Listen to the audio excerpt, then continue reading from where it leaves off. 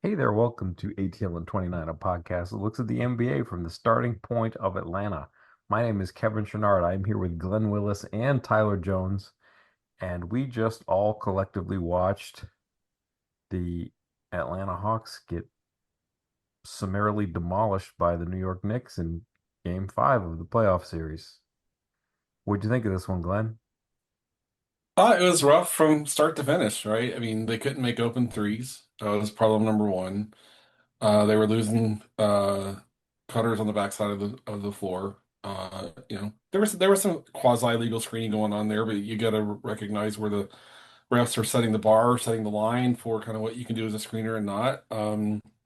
Brunson went off in the second half, scored a ton of points in the second half. Um, I thought the officiating crew, I didn't think it was a very even whistle on both ends of the floor. I thought the Knicks were allowed to be a lot more physical. But that's probably like problem number four, if I had to kind of rank them. It was more of defensive execution, defensive connectivity. And I mean, I'm not an NBA coach, I always like to say that, but sending a second defender to cat in the post with Dyson, and then trying to cover the weak side of the floor, cover, three defenders to cover four shooters at the 3-point line on the weak side of the floor, you can't rotate and get back. I thought that really is what, in the second quarter specifically, cost them, got them to the biggest deficit. So I understand Dyson's not in the post. Dyson's going to need some help. You might need to go, but you got to be really organized and connected on the weak side if you're going to cover, if you're going to zone up. I mean, they weren't, the way they zoned up, they were spread out too far. They weren't in the right place. You should be able to have placement in between the four, boom, boom, boom, right, and have that covered, but that's not what happened. Tyler? I mean, defensively, it just felt like when Dyson wasn't in the game, the Hawks had no shot at getting the stop. So, like, I don't know why he didn't play more. That seems inexcusable to me. He's been the best player this series. To me, he's been the best player on the season. Nobody drives winning more than Dyson Daniels. And the fact that Quinn functionally benched him is, and it, quite frankly, like, horrible. Like, I cannot believe how little Dyson played tonight. I mean, he Uh, played 11 more minutes than Kispert. just I wanted to like I wanted to throw myself off a cliff or something because like I could not believe my eyes seeing Dyson Daniels on the bench when we need stops because it starts there. You need stops. Dyson Daniels has to play. I don't care who he's guarding, but he needs to be on the floor or like this Hawks system just doesn't work. So and then we can move on from there. Uh, just on a team level, they're just offensively is like the issue. Like their offense is just it's absolutely cratered. They have not been able to get to their ball movement, man movement style offense that works so well. It's been a lot of ISOs this series. It's been a lot of one-on-one play, a lot of pick and rolls too. And this is just not like I don't think it's that surprising that the Hawks are struggling offensively, considering it's not how they played during the regular season at all.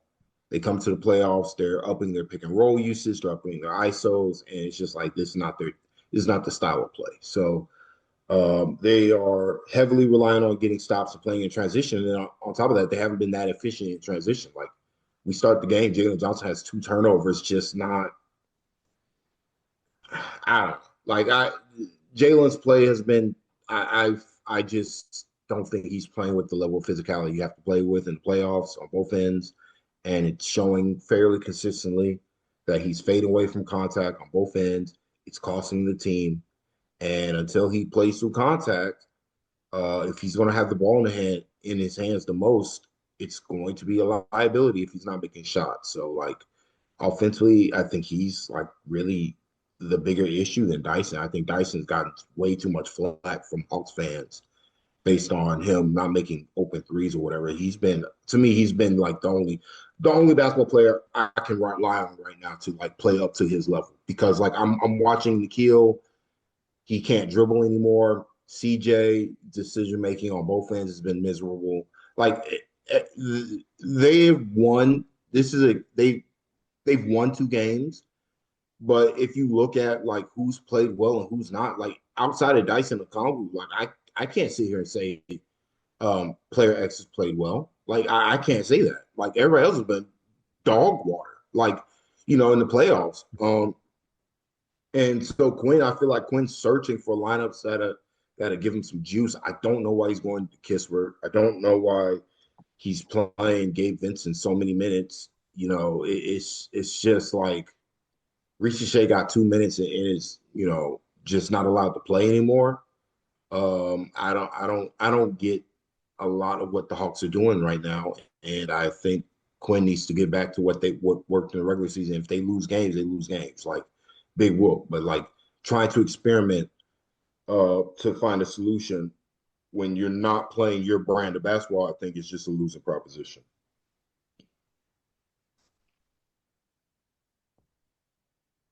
Correct me if I'm wrong, but it felt like in the first few minutes, the Hawks prioritized putting the ball in Dyson Daniels' hands, Yep. and that didn't last very long. Do you feel like there's a reason why that didn't get Yeah, because sustained? CJ needs to go on the bench. Like if I'm sorry, like if CJ is going to hijack the offense like this and then have like three turnovers in the span of like 30 seconds, like get off the floor, man. Like get off the floor. Like what are you doing? Like and this is what happens when guys get gassed up because they make last second shots. Like CJ hadn't been that good in this series. He's made some shots late. Been good in the clutch when they've needed it, but for large stretches of this series, he's been a massive liability on defense. And then his inability to make the basic read on offense has killed them. The Knicks are putting two on the ball every time, and he's not adjusting. The only basketball player apparently who knows how to attack a two-on-one situation is Dyson Daniels and Jalen Johnson. Everybody else, it's like, I got to take another dribble. I'm like, brother, y'all have one more time to act like you're Trey Young dribbling through hands like this. Like, enough. Like, if you're not Dyson Daniels or Jalen Johnson, get off the damn ball, please. Like, enough of this dribbling, like, especially from guys who aren't point guards. Like, Kaminga was, I mean, it's just been a frustrating watch.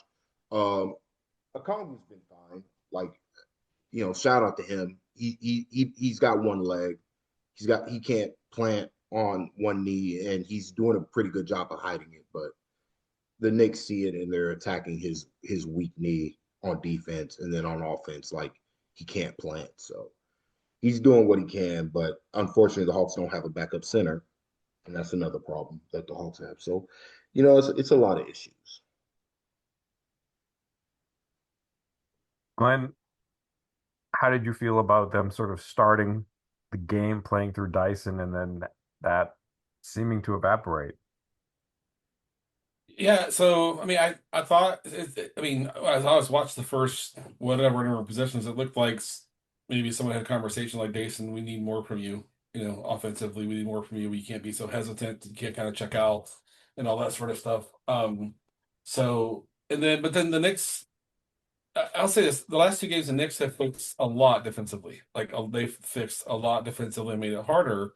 He made two threes tonight. Like that's good. I'm glad he took. I think he took four maybe and made two of them if I'm remembering correctly. So I mean, I appreciate his aggressiveness early, but the Hawks were still playing. The Hawks still had a hard time getting the ball middle. That was a huge challenge tonight. The Knicks stacked bodies in the paint, and it really affected CJ. To Tyler's points earlier, it really affected CJ tonight a lot, like a whole lot. And I'm sure CJ will be in post game. I'm sure he'll take accountability. That's the kind of person he is. I need to do better. I need to be better. Um, but and then Jalen in the second quarter, he was more aggressive, and he was getting to the rim more. They did when the second unit of the Knicks was in, they were getting able to spread them out more and get to the rim more. But in the second half, it was harder. They got a little bit more they got some transition stuff going in the second half, but they were just trading baskets the entire second half, right? That's what they were doing. So, game six is going to be very interesting to me to see if they can kind of come back, use the energy of the home crowd. Hopefully, they'll probably still be like, I don't know, 30% of the arena filled with Knicks fans because that's Knicks fans they just decide to travel wherever they can.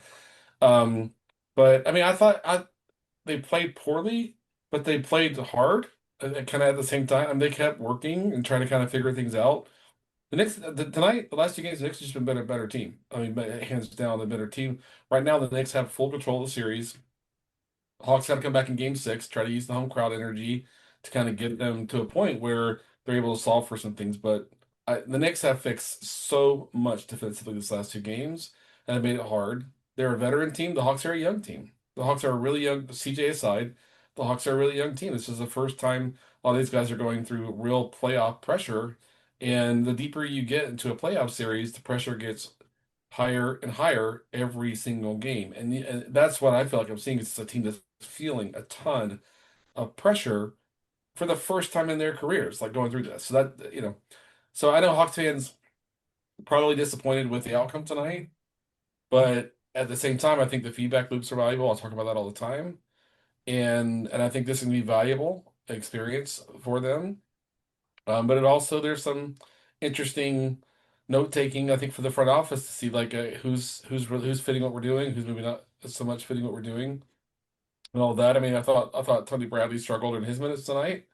And I understand that like Mr. Robinson is a huge human being, and but he was playing drop and had a hard time kind of getting back to the rim, and then the Kispert minutes just I was like, I don't do I want to watch this? Like, do I want to watch?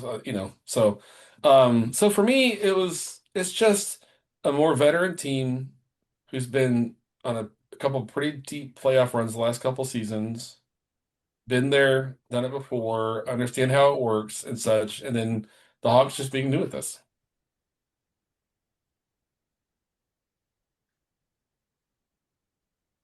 Maybe this is a big picture question, but Tyler, is Jalen Johnson going to get better? I mean, he can get better, but like I don't know, the defensive foibles have been an irksome issue all year. And I feel like they're rearing their ugly head in the series because OG Anunoby is just, I mean, he's getting whatever he wants against Jalen. Like, and I'm like, brother, if you can't stop OG Anunoby from getting to his spots, like, we got to have some conversation. We got to have some different conversations about you as a basketball player. So I don't know. Like, hopefully a year removed from the shoulder issue, from the shoulder surgery that he had, maybe he can reclaim some of his defensive value next year. But defensively, like it's just not good enough.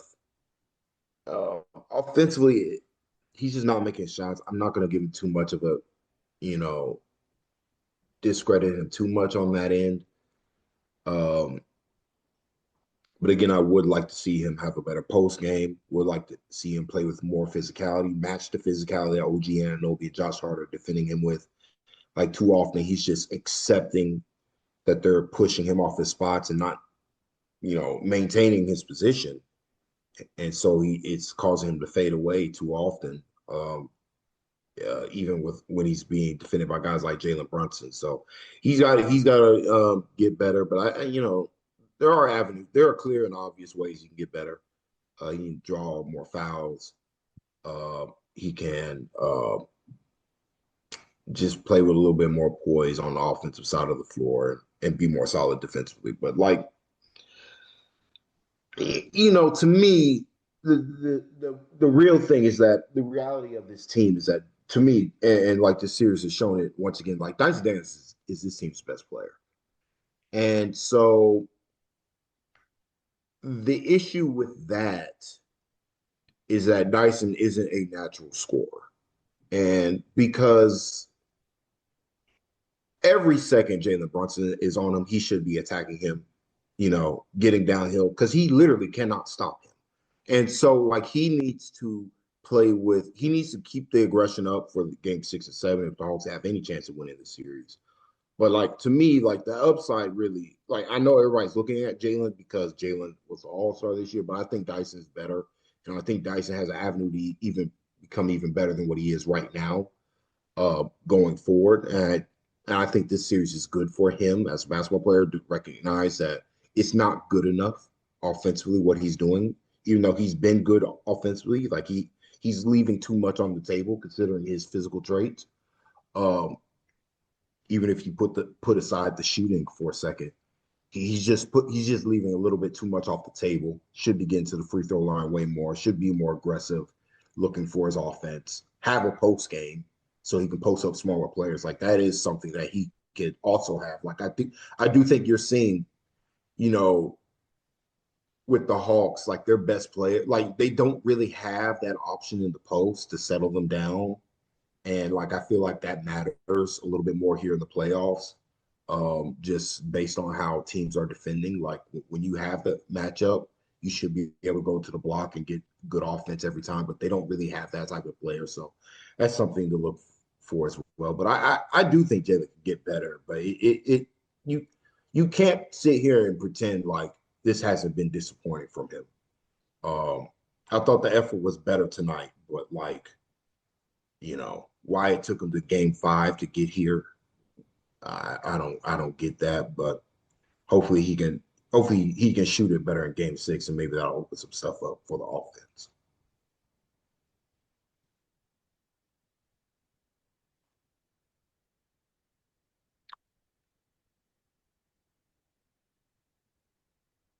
Glenn, let me pinpoint the question a little bit here. Is Jalen ever going to get to a point where he can play defense at a high enough level when the game really gets mucked up? I mean, you hope for that, I think, right? So, um, I just want to remind everyone, like when Trey got traded, like Jalen went to 1A, right? And CJ's kind of been 1B, and in this series, CJ's been 1A minus tonight. He wasn't, but he didn't give them nearly enough offensively tonight. But that was just something that, like, I don't think anyone saw coming, right? So in the regular season, he had a great regular season offensively, right? Offensively, he had a tremendous regular season. Defensively, I watched him play. I'm like, is he worried about the shoulder? Is he worried about that? And I understand, and I get that. I don't know, so I would have to ask him that question. But for me, defensively, he has the verticality. He has the ability to kind of get as a low man, get to the rim and get back out to the corner. He has all the athleticism that is required. And even when he switches onto the ball, I thought tonight like there were 4 or 5 times he switched onto Brunson and he did fine. He didn't foul. He kind of kept his hands clean, all that sort of stuff. But he's still like next year he needs to take a big step forward on defense. Like I don't want to sit here and say like he's been terrible defensively all year, but he's been holding back. His timing's been off. There are times where the comms and connectivity don't seem kind of like it's like he's synced up with everybody else on the floor. And so I think that needs to be a major focus for him in the offseason is to really understand like how do I give my team more defensively. I mean, offensively, he took a massive. He'll be on. I'm convinced he's going to be on. I don't know if it's second or third All NBA. I think he's going to show up on one of those teams. But defensively, he didn't give them enough this year, and I think that's something whoever his designated coach is, coaching staffs frequently change in the offseason, so there might be a shift in the coaching staff. The Hawks have a really good set of assistant coaches that are going to be desired elsewhere. That happens sometimes, but I really do think that this offseason someone needs to sit down, individual coach, and look at how do we get more defensive value from you because we need 2x what we got from you this past season. And I think Jalen's a big enough person to hear that and process that and hopefully respond to that. The offensive workload was massive after Trey got traded. It was, and he played a ton of minutes. So but I don't want to use that to completely write off our defensive expectations because they need more from him on defense next season. I mean, I can't give him that excuse when Dyson Daniels and Nikhil Alexander Walker also have played a lot of minutes and they bring it defensively 100% of the time. So, and like I get Jalen workload increased, but so did Dyson's. Like and so did Nikhil's, and they kept it up. So I just and what's frustrating is we've seen Jalen play good defense. But this version of him, like they can't win if he's going to be this poor defense.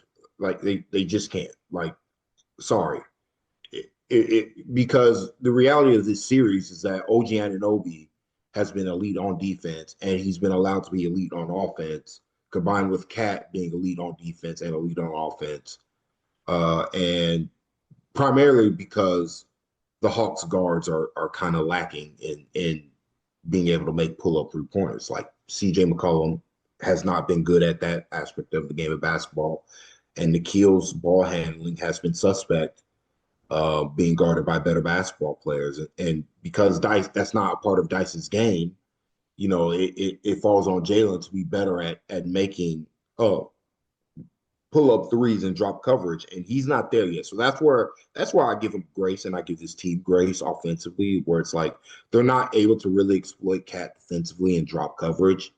Uh, Primarily because, like I said, CJ, when he's not being guarded by Brunson, has just been a non-entity. So, like that's kind of like an off-season issue. They have to find a better, like to me, if they want to take the next step, ultimately they have to find a basketball player that's better than CJ McCollum in this spot. That's just kind of reality. It's not like CJ hasn't been good, but you're seeing the real limitations of him as a basketball player. And like he's not going to get better at age 34. So it's something that on and I think the Hawks know that. So I'm not too worried about the long-term aspect of this team. It's still a very good situation for the Hawks to be in, considering all the options they have available. But I'm not going to sit here and lie to you and say I'm not disappointed. Like it's super disappointing. I just think, and I think like it's tough to watch Jalen just not do what needs to be done on the defensive end, game after game after game in these playoffs. Again, I do think the effort was much better tonight, but it's like, why did it take you 5 games to get here? The rest of your team's selling out, and you were playing these games like it was regular season. And now with the stalling of the offense, now you're getting it together a little bit more on defense, but now you're not executing what needs to be done at the same time. So, um, ultimately this is a learning experience. So hopefully they can play better in Game 6, and but if not, they have a lot to work on in the offseason. Yeah, Jalen just hasn't played in a lot of big basketball games. Like there was no ACC tournaments for him, no NCAA tournaments. He hasn't played a lot of basketball when it gets mucky. And it's not about like the median for him. It's about can he cut out the 5 or 6 just like pitfalls a game on defense where he's just missing stuff. I don't know. I wonder about it. But I do think, and this is something that I thought they were going to go to more this series. Like I do think that he is close on being a good 3-point shooter off the dribble. Like he does. I think that he could be able to punish a drop coverage shooting threes, but he's just hesitant. I guess he doesn't quite feel comfortable yet, but I Yeah, thought it's there's something we were going to see more of in this series, and it hasn't really come around. But I thought they needed it to get New York loose, and they really haven't gone to it. yeah, for sure. And you watch him play, and you can see I feel like the process where he is right now that he needs to move past is, do I take the shot or do I pass it? Right? It's like Jalen, shoot the damn basketball. Like he had a drive on Brunson and he tried to pass it to a Kongwu on like I think it was in the first quarter. And it was like, Jalen Brunson can't do anything with you, man. Just put the shot up. Like, he has that little one-legged kind of step back. He'll go baseline and try to get a shot down there and such. But I think my hope is, and I understand he wants to facilitate. I understand he wants to involve others. I understand he wants to create shots for teammates. But someone needs to tell Jalen, like, Jalen, you have more offensive capability than anyone on this team right now. You're 1A. We need 25 shots from you, whatever the number, like, whatever the number is, right? Get your butt to the free throw line, get to the rim, attack, play through contact, But I say all the time, like I say all the time, my educational background is in psychology, so I understand you can't always ask someone to be someone different than they are. But that doesn't mean someone can't get in his ear and say, we need you to be way more aggressive offensively. We need a ton of shots from you. We need you to run the offense. We need you to initiate. We need you to do all that sort of stuff.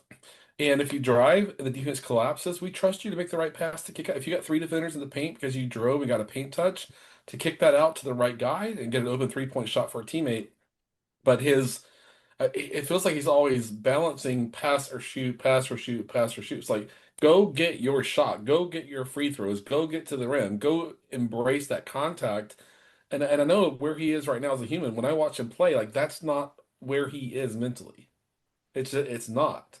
But by next season, can they get him to buy into I am 1A and I can do all of this. And I need to embrace my own scoring workload to make this work. This has been a massive step forward. The regular season was a massive step forward for him this year, like a huge step forward this year. But for him to like really realize, like, you're the guy, you know. Now, who knows what the offseason looks like? Who knows where the draft pick's going to fall? You know, who knows where a lot of results are going to be? All that sort of stuff. But I think he needs to be way more assertive offensively. And I think every one of his teammates need to tell him, Jalen, we need you to be more selfish on offense. We need you just to go do your thing on offense. It's okay if I don't get the kickout pass. It's okay, you know, we need you because he's the best offensive player on this team. And there are a lot of growing pains this year once he got bumped up to that top role, like running the offense. But hopefully that's just something that he can kind of recalibrate his own thinking around. Okay, my team needs me to do A, B, C, D. That's the leap I really want to see next year.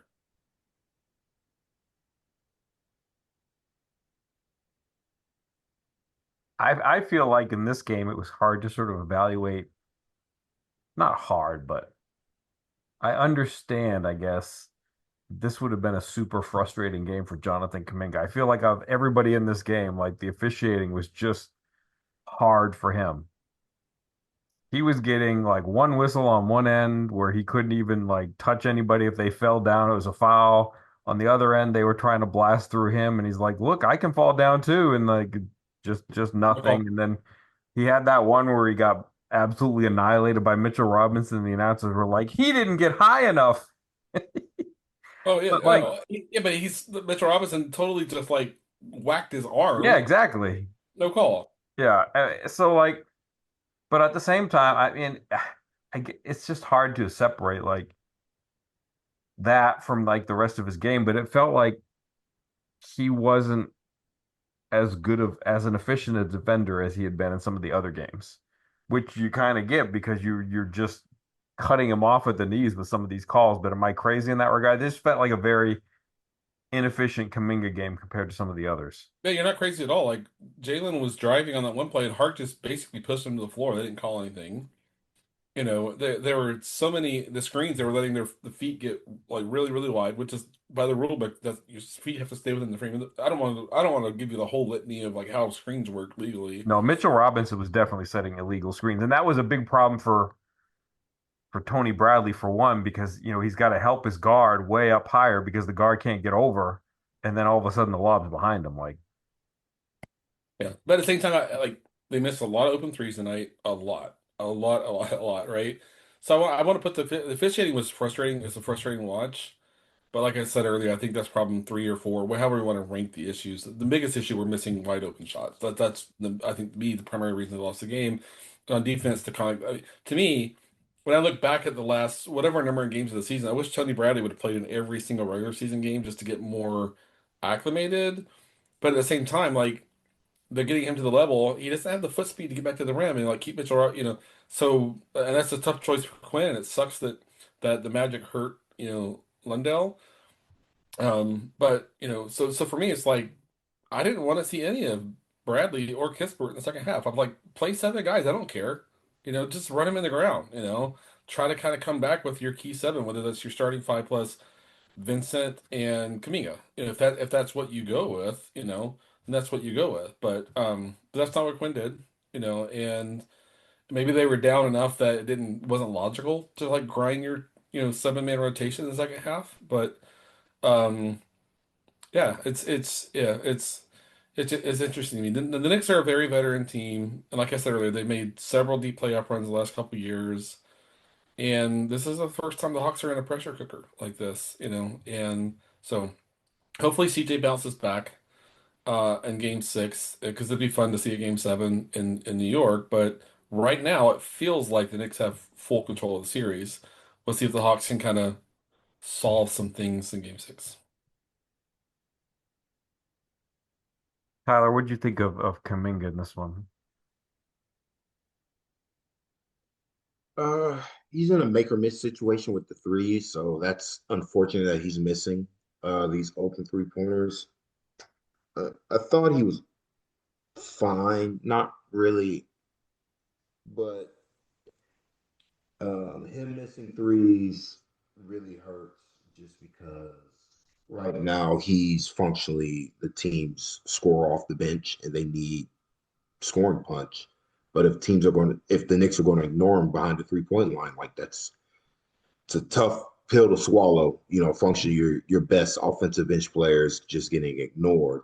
Um, Combined with, like I've said before, like he needs to work better at establishing post position and working from there instead of working always at the top of the key. But I thought he was overall okay, but the lack of shooting when he was on the floor really hurt the Hawks spacing, and it felt like hit Quinn overreacted a little bit even to some. I thought he was better than CJ. Like I thought he should have played over CJ in the first half at least. Like CJ was god awful. Like just the levels, like I don't know. CJ can't be this poor. But I think it felt like Kaminga got benched because of how poorly CJ played, if that makes sense. So um, I thought he was okay. Uh, he's got a little bit of a tougher whistle. Cat's kind of figured him out a little bit too. It doesn't help that he's often on the floor with Corey Kispert now instead of Zachary Ricochet defensively. So, Yeah. I think Quinn going away from what has worked in the regular season for these playoffs, just baffling decisions from him. So, I think Quinn can help Kaminga a little bit here by getting Zach back on the floor. Uh, but I think Kaminga, more than anything else, like a lot of these guys were hurt by just how poorly Tony Bradley played. Like he was just not NBA like he was not a playoff caliber rotation player. He played way too much, but Hawks got one center and he's got one working knee right now. So they're kind of in a tough spot there. Mo Gay, he's better than Tony Bradley, but he's too small, too weak to handle Mitchell Robinson. I don't know why Quinn went away from the uh, rotation where he had Mo come in sooner for Okongwu and then Okongwu come in with Mitch Robinson in his game. I think that was a weird decision to go away from that because that has worked relatively well to really punish because it just like Bradley on the floor with Mitchell Robinson on the floor is just too easy for um, it's just far too easy for Mitchell Robinson to be effective on both ends of the floor. So again, the Hawks are kind of in a tough spot here. They need a couple more players off their bench that they just don't have right now. Combined with their best players aren't as established as the Knicks. Like Karl Anthony Towns, Jalen Brunson offensively know what they want to do. If we want to be like they know what they want to do. OG again. I'm sorry, Jalen Brunson. I mean, Jalen Johnson cannot be this poor guarding OG Anunoby. Like, I'm sorry. Like, I'm just sorry. There's no excuse for this. This is one of those things where if I was his teammate, I'm be like, yo, you gotta be tougher than this because he's just punking you. Like, he's just straight up punking him, like putting a forearm in him and knocking you back. I'm like, bro, can you bowl up one time against him? Force him back, force him to take a reset dribble or something. Like you just letting him walk you down, huh? I can't defend that. Like I'm sorry, I will never defend being soft on a basketball floor, and that's what that is. Like you got to be tougher. Yeah, that's the problem with this Hawks team right now. Like their quote unquote best player, Jalen Johnson's not been tough enough. So that's where I'm more pissed off at. Like Kaminga, I'll live with Kaminga's mistakes. Like whatever. Should he have passed it a little bit more? Got off the ball sooner? Sure. Does he need to be better with his process? Yeah. Over aggressive on Cat, causing fouls. Sure, but I'll live with that. I'm not going to live with being soft, being weak at the point of attack when you're as big as Jalen Johnson is. That is inexcusable. So he needs to toughen up because he can't go out like you don't want to go out uh, with the other team looking at you as the weak link. Like that can't happen. So that's where I'm frustrated with. Kaminga, I think is just more circumstance. He'd be looking a lot better if Landell was healthy. That's also For reality. sure. Yeah. Yeah, it was interesting tonight. Knicks did not put Cat in the corner one time the whole game. Not one time. That never happened. They learned their lesson and they made that adjustment. They got him 3-point break and mid post the whole game. That's what they were doing with him the whole game. And the Hawks couldn't deal with it.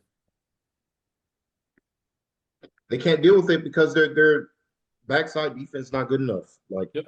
Yeah, they that, ended up 3 on 4 on the weak side, and that cost them wide open threes for the Knicks. And that's where the real deficit came from was trying to defend 3-on-4 on the weak side after they doubled Cat in the post. Yeah, I never want to see Jalen in that situation. At least at this point in his career, you know that that's not probably going to work. That's one of the things that he doesn't excel at yet.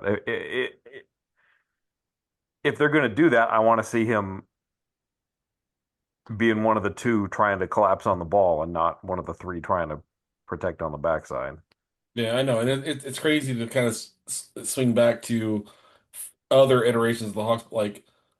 DeAndre Hunter was so good at like the timing and Oh, spacing. That no, we don't have enough time to go back to DeAndre Hunter. No, I no, know, no. I know. So, but this team like with Dyson's on Cat, having someone who knows the timing and the spacing and to go halfway and create some indecision for Cat, right?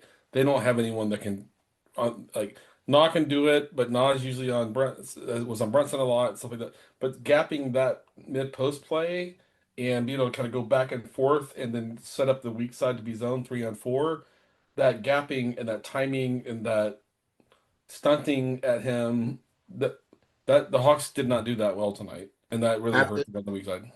to me they have to consider playing Kaminga, starting Kaminga for CJ, be bigger so that they can defend these backside actions if it's going to be Dyson on Cat, because they just need more size back there. Like CJ's just getting toasted. He's too small. I want to see the Hawks run this same action that the Knicks are running. Like I'm watching game four and I'm like, why are these actions like not suitable to get Kaminga the ball going to the rim without a dribble? Like, Yeah, the Knicks put bodies in the paint, and they're huge, and they went back to the two big lineup tonight, so got to figure that out. all right. Play bigger. Well, thank you for joining me and good night, Bob. Good night, Bob.